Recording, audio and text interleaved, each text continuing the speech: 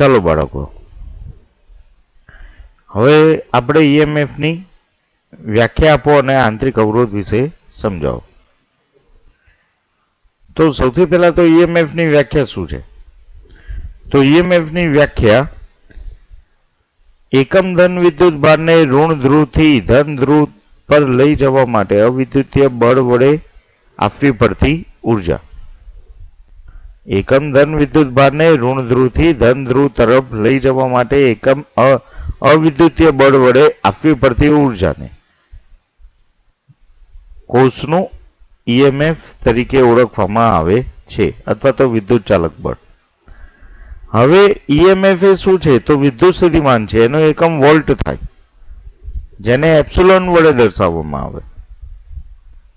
એ કોઈ બળ નથી, બરોબર. હવે ઈએમએફ ને સમજવા માટે આપણે કોનો ઉપયોગ કર્યો હતો? તો વિદ્યુત રાસાયણિક કોષનો ઉપયોગ કર્યો હતો. તો આપણે વિદ્યુત રાસાયણિક કોષને અહીંયા આકૃતિમાં દર્શાવીએ.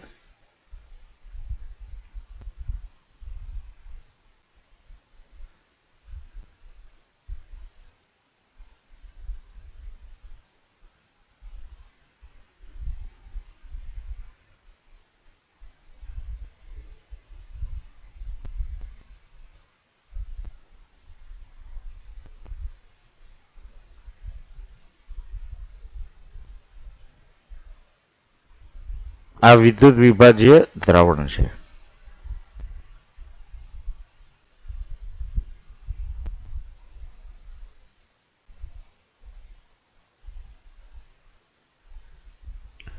ચલો હવે આની અંદર ઇલેક્ટ્રોડ લઈ લઈએ.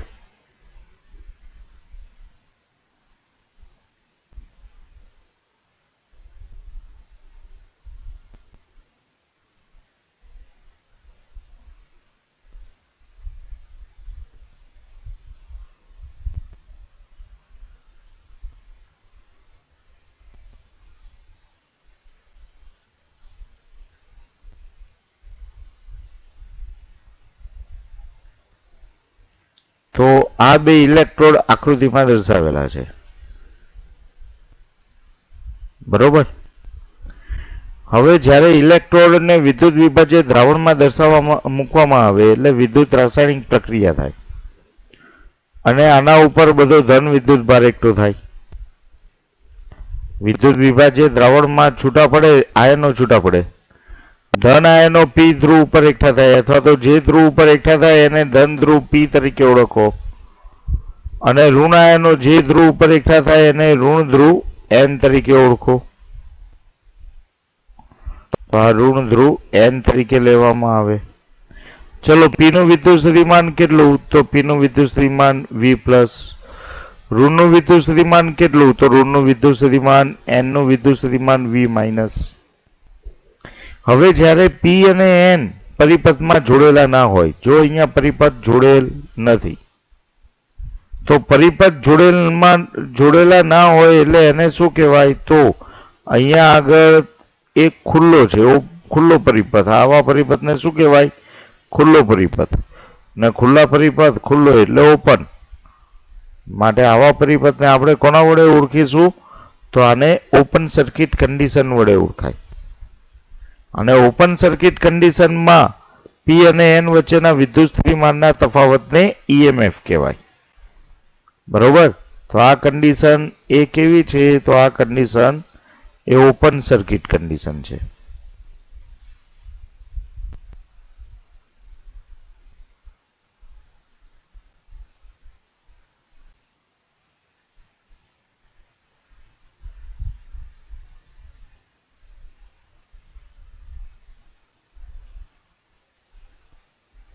ઓકે, તો આ થઈ ગઈ ઓપન સર્કિટ કન્ડિશન. હવે અહીંયા એનો મતલબ શું થઈ ગયો? કે અહીંયા સુધી પ્રવાહ આવે, પરંતુ અહીંયા અવરોધ કેટલો છે? તો અવરોધ ઇન્ફિનિટિવ છે. એટલે પ્રવાહ વહેતો નથી, પ્રવાહ પરિપૂર્ણ થતો નથી. અહીંયા અવરોધનું મૂલ્ય કેવું થઈ ગયું? અનંત. માટે ઓહમના નિયમ અનુસાર I = V/R, જ્યાં R ઇન્ફિનિટિવ. માટે I કેવા મળે? તો I 0. એટલે પરિપથમાં જ્યારે વિદ્યુત પ્રવાહ શૂન્ય હોય તો એવી કન્ડિશન શું કહેવામાં આવે? Open circuit condition. બરોબર, કમ્પ્લીટ. ચલો, હવે જ્યારે પરિપથમાંથી વિદ્યુત પ્રવાહ વહેતો હોય,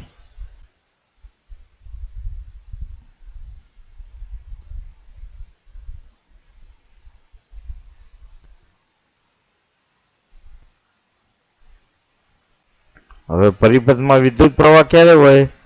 તો આપણે એને અવરોધ સાથે જોડી દઈએ. પી અને એન છેડા વચ્ચે અવરોધ જોડી દઈએ. તો કોઈ અવરોધ જોડતા, પરિપથમાં કોઈ અવરોધ જોડતા,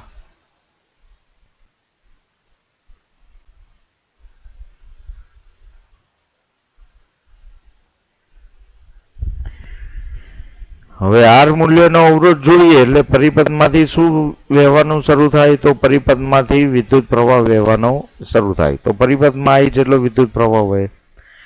હવે આ બે બિંદુઓને સીડી કહી દો. તો બાહ્ય પરિપથમાં વિદ્યુત પ્રવાહ કઈ બાજુ? તો સી થી ડી તરફ.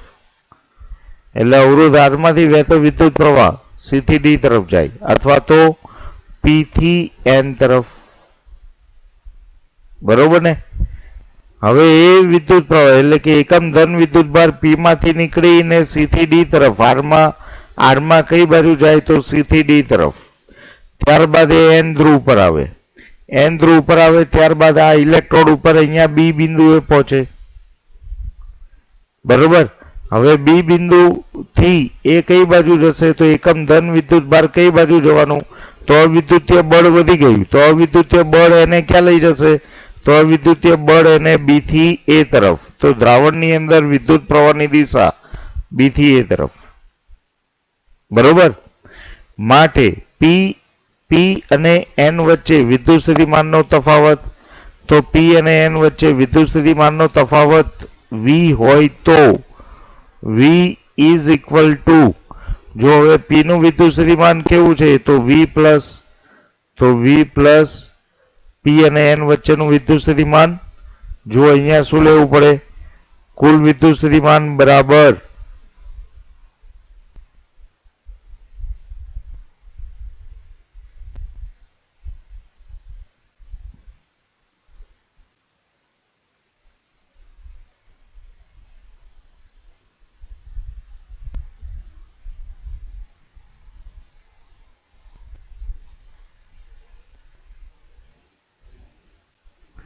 જો કુલ વિદ્યુત સ્થિતિમાન બરાબર અહીંયા કેટલા થઈ જશે? તો કુલ વિદ્યુત સ્થિતિમાન તો પહેલા તો પી અને એન વચ્ચેનો વિદ્યુત સ્થિતિમાનનો તફાવત એટલે બાહ્ય પરિપથમાંથી જાય છે ને.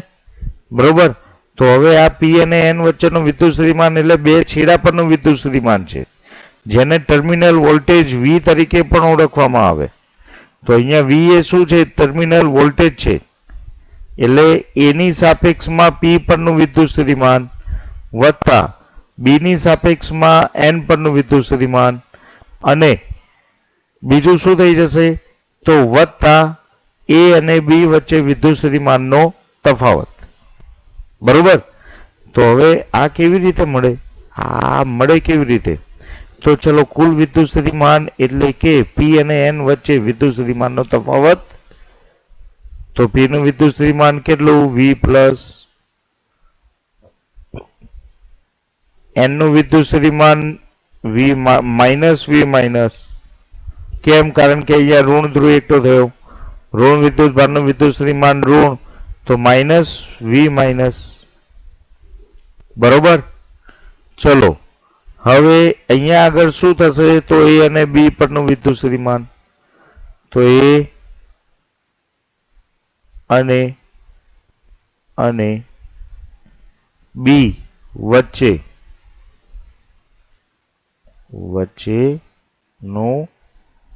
વિદ્યુત સ્થિતિમાન. બરોબર. ચલો, અહીંયા આગળ શું થાય? તો વી પ્લસ વત્તા વી માઇનસ. હવે એ અને બી વચ્ચેનું વિદ્યુત સ્થિતિમાન, તો અહીંયા જો દ્રાવણનો અવરોધ આર હોય તો તેમાંથી વહેતો વિદ્યુત પ્રવાહ એ કેટલો છે? આઈ.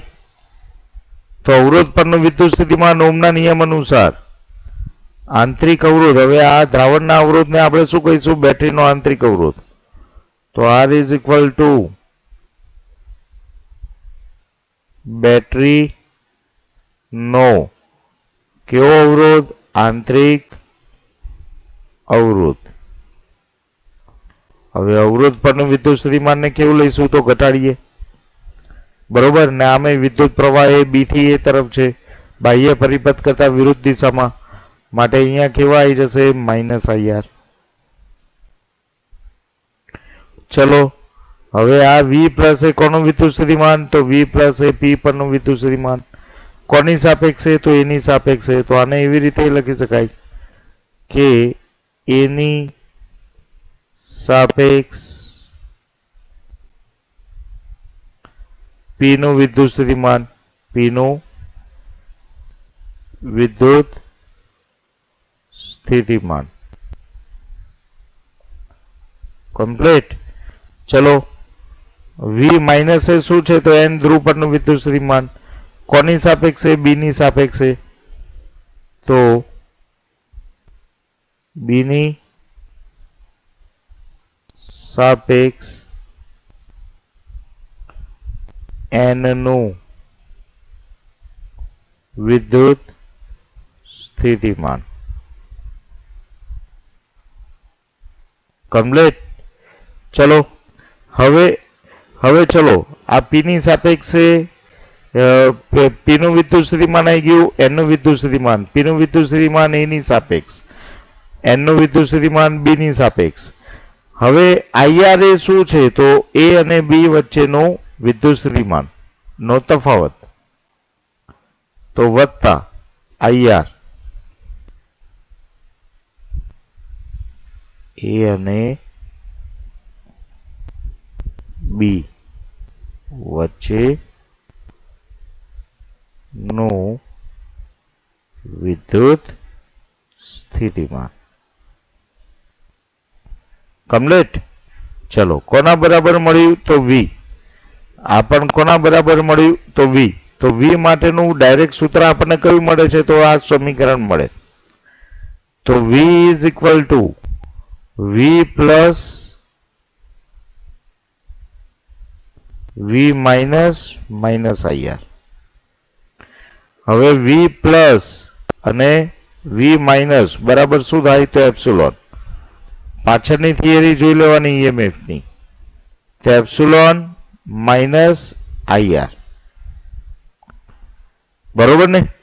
તો આ શું થયું? તો P અને N વચ્ચેના વિદ્યુત સ્થિતિમાનનો તફાવત, અથવા તો આને શું કહેવામાં આવે? તો આને કહેવાય ટર્મિનલ વોલ્ટેજ.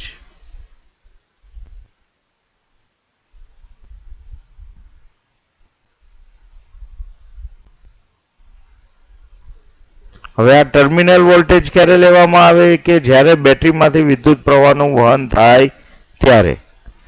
હવે બેટરીમાંથી વિદ્યુત પ્રવાહ વહન પામીને શેમાંથી પસાર થાય? તો અવરોધારમાંથી. ને અવરોધારમાંથી કેટલો વિદ્યુત પ્રવાહ વહે છે? તો I જેટલો. તો I જેટલો વિદ્યુત પ્રવાહ વહે તો R પરનું વિદ્યુત સ્થિતિમાન, તો R નું વિદ્યુત સ્થિતિમાન.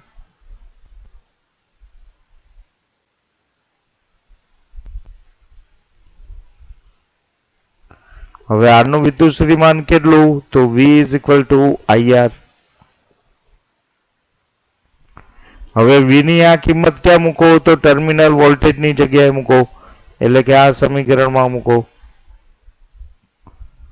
તો IR ઇઝ ઇક્વલ ટુ કેટલા? તો IR બરાબર એપ્સિલોન માઇનસ સ્મોલ IR.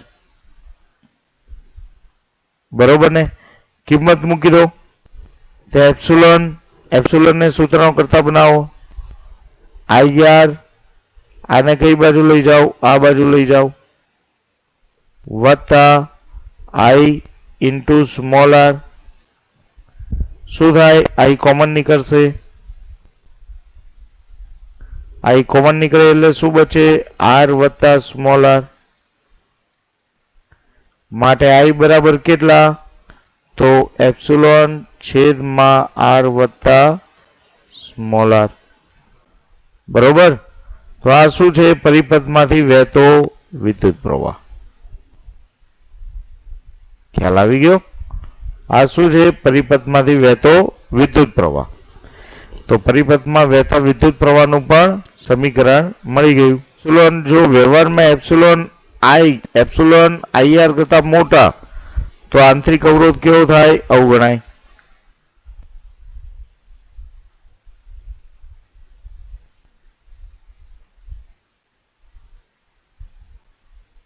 અવગણીય.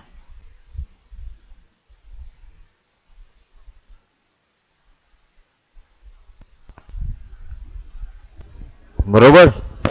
હવે R ઇઝ ઇક્વલ ટુ 0 લઈ લો. તો R ઇઝ ઇક્વલ ટુ 0 લઈએ તો વિદ્યુત પ્રવાહ કેવો? તો વિદ્યુત પ્રવાહ મહત્તમ. તો R ઇઝ ઇક્વલ ટુ 0 લેતા તો આ સમીકરણમાં R ઇઝ ઇક્વલ ટુ 0 મૂકો તો I is equal two maximum, ને મેક્સિમમ તો એપ્સિલોન અપોન R. બરોબર. એપ્સિલોન અપોન R એટલે આંતરિક અવરોધનું મૂલ્ય ઘણું નાનું થાય, ને આંતરિક અવરોધનું મૂલ્ય ઘણું નાનું તો વિદ્યુત કોષને શું થાય? નુકસાન પહોંચે. તો વ્યવહારમાં આવું શક્ય નથી. તો I મેક્સિમમનું મૂલ્ય કેવું હોવું જોઈએ? તો I મેક્સિમમનું મૂલ્ય નાનું હોવું જોઈએ. I મેક્સિમમનું મૂલ્ય નાનું રાખવા માટે આપણે શું કરવું પડે? તો I મેક્સિમમનું મૂલ્ય શક્ય બને એટલું નાનું રાખવું જોઈએ. તો R નું મૂલ્ય વધારો, આંતરિક અવરોધ. ખ્યાલ આવી ગયો? R નું મૂલ્ય વધારો આંતરિક અવરોધનું. બરોબર ને? તો ચલો આખી થિયરી જોઈ લઈએ.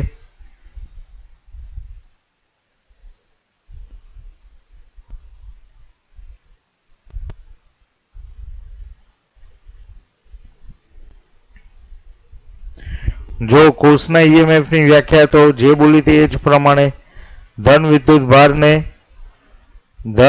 ભારને ઋણ અવિદ્યુતીય બળ વડે ઋણ ધ્રુવથી ધન ધ્રુવ પર પહોંચે ત્યારે તેને મળતી ઉર્જા.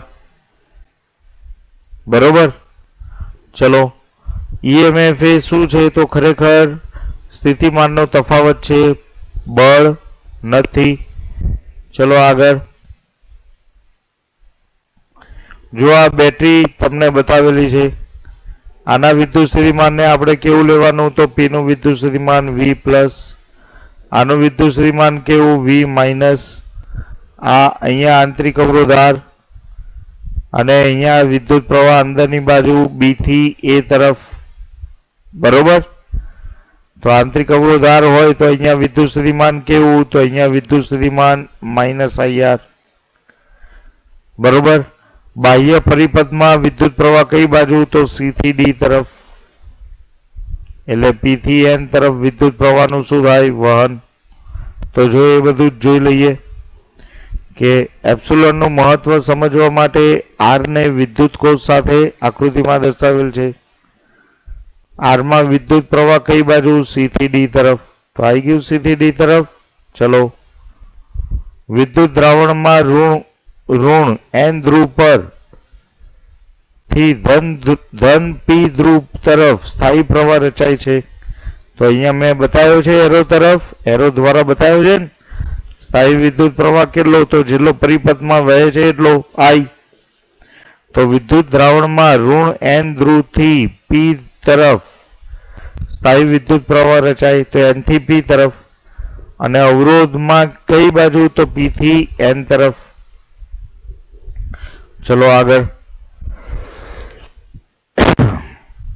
વિદ્યુત દ્રાવણનો પરિમિત અવરોધ કેટલો? તો R, જેને વિદ્યુત કોષનો કેવો અવરોધ કહેવાય? આંતરિક અવરોધ કહે છે. જો અવરોધ અનંત હોય તો પ્રવાહ કેવો થાય? I is equal two 0. બરોબર ને? જો અહીંયા સમીકરણમાં દર્શાવેલું છે અવરોધનું મૂલ્ય કેવું લઈ લીધું? અનંત. તો I ઇઝ ઇક્વલ ટુ કેવો? 0.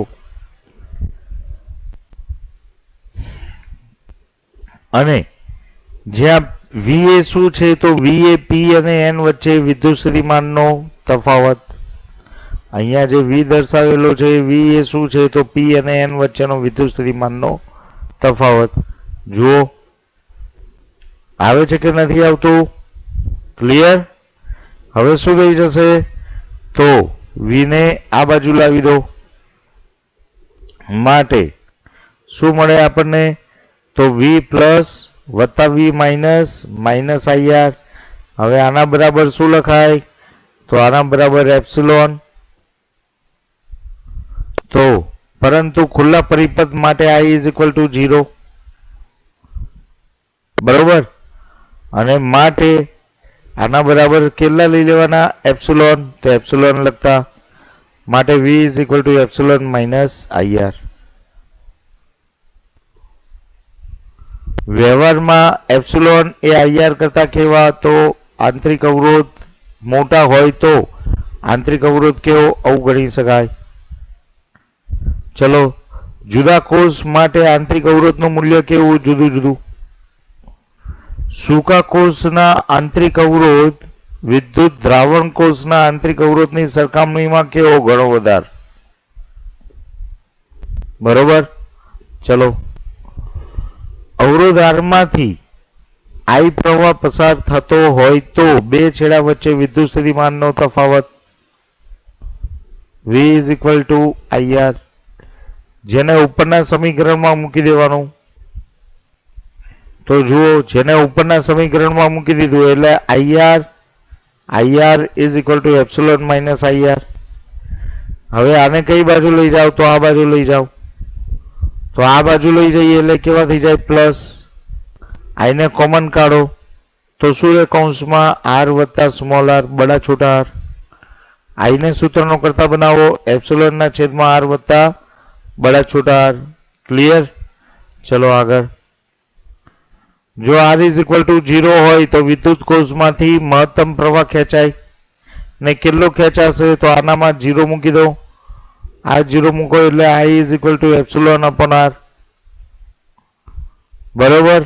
તો મહત્તમ પ્રવાહ ખેંચાય છે, એપ્સિલોન અપોન R મળે છે. ચલો આગળ જોઈ લો. હવે વિદ્યુત કોષના કાયમી નુકસાનથી બચાવવા માટે આ I મહત્તમનું મૂલ્ય કેવું હોવું જોઈએ? તો નાનું, બરોબર. માટે દરેક કોષનો આંતરિક અવરોધ હોવો જોઈએ. ક્લિયર? બરોબર.